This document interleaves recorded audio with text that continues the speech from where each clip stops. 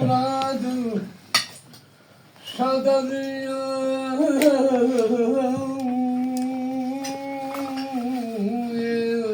Yayla verir mi? Vaktımdadır hem de kuruldadır Var, onu bastı var. ama yatar mı evladım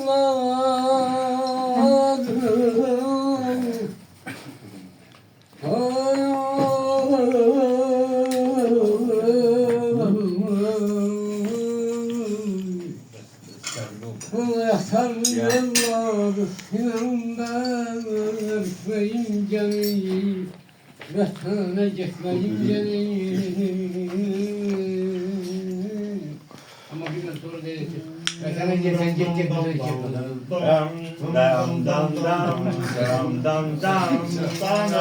Adamın şöhrete.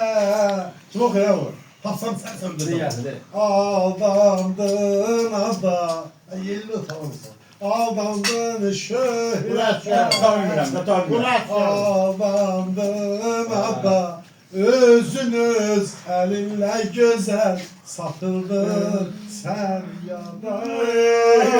Özünüz elinle güzel satıldın sen yada. Senin tek bir cellat var mı dünyada? Senin tek bir cellat var mı dünyada? Sineme çektiğin güzel odağa bir bak. Sineme çektiğin güzel odağa bir bak. Ben yanan ateşe gönlüm sende yan. Ben yanan ateşe gönlüm sende yan.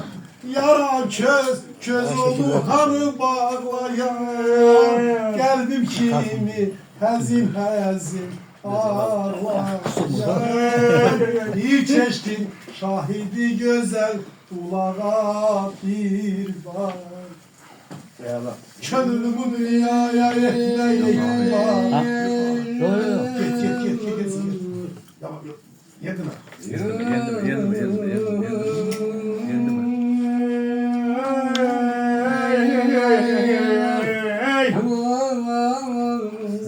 Yusuf Şaşoğlan'ı birinci gördük.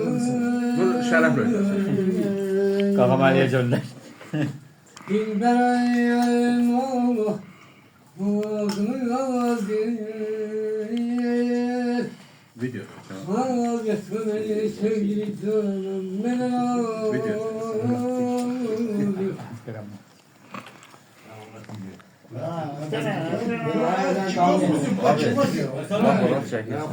Check out.